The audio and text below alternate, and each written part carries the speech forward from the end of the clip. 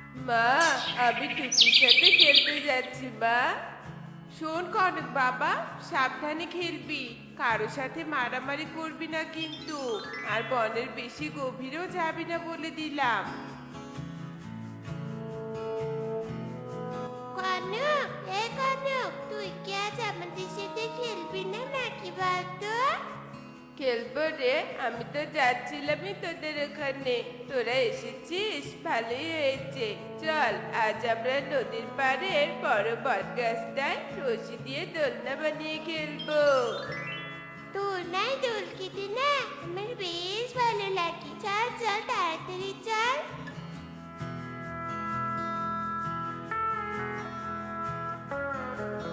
ওরা তিনজন নদীর পাড়ে আসে আর বট গাছে দোলনা বানিয়ে দোল খেতে থাকে। দোলনায় বসে টুকি হাততালি দেয় আর বলতে থাকে, ইয়ে, কি মজা কি মজা! আজ থেকে আমরা রোজ এখানে দোল খেতে আসবো, দোল খেতে আসবো। টুকি, নেমে আয়, এবার আমার পালা। আমি দোলনায় বসবো আর তুই দোল দিবি, কেমন? এরপর টুকি নামে আর পারুল দোলনায় বসে। এভাবে ওরা দোল খেতেই থাকে। অন্যদিকে একটা তান্ত্রিক বনে প্রবেশ করে। এই বনে অনেক পাখি আছে। এই বনের পাখিদের দিয়ে আমি শক্তি অর্জন করব আর অনেক বড় জাদুকর হব।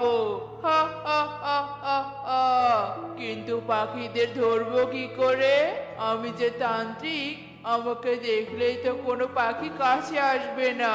না না, পাখিদের ধরার জন্য আমার একটা বুদ্ধি বের করতেই হবে। পেয়েছি পেয়েছি বুদ্ধি। আমি আমার রূপ পরিবর্তন করে রাতের বেলা পাখিদের বাড়িতে যাব আর আশ্রয় চাইবো। পাখিরা দয়া করে আশ্রয় দিলে আমি রাতের গভীরে ওদের নিয়ে আমার আস্তানায় যাব আর বন্দি করে রাখবো। আর সব পাখিকে একসাথে পূর্ণিমা রাতে বলি দিয়ে শক্তি অর্জন করব। হা হা হা হা হা।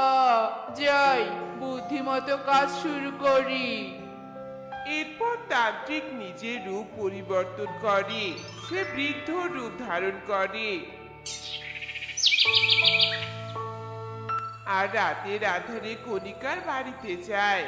এই, বাড়িতে কেউ আছো? আমাকে একটু সাহায্য করো, আমি অনেক অসহায়।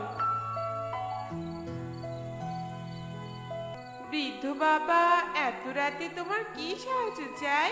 খাবার চাও নাকি আমার কাছে? আমার বাড়িতে না কোনো খাবার নেই। আমরা সব খাবার যে খেয়ে শেষ করেছি। না না মা, আমি খাবার চাই না। আমি খাবার খেয়ে এসেছি। আসলে আমার থাকার জায়গা নেই।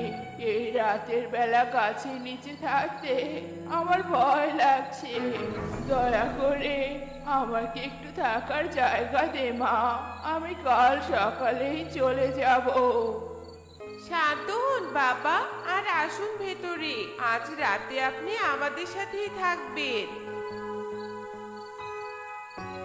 বাবা, আপনি এই বিছানাটাই ঘুমিয়ে পড়ুন। আমরা পাশের ঘরে আছি। কোনো দরকার পড়লে আমাদের ডাকবেন, কেমন? কণিকা চলে যায় আর পাশের ঘরে ঘুমিয়ে পড়ে। গভীর রাতে তান্ত্রিক বৃদ্ধের রূপ থেকে নিজের রূপে ফিরে আসে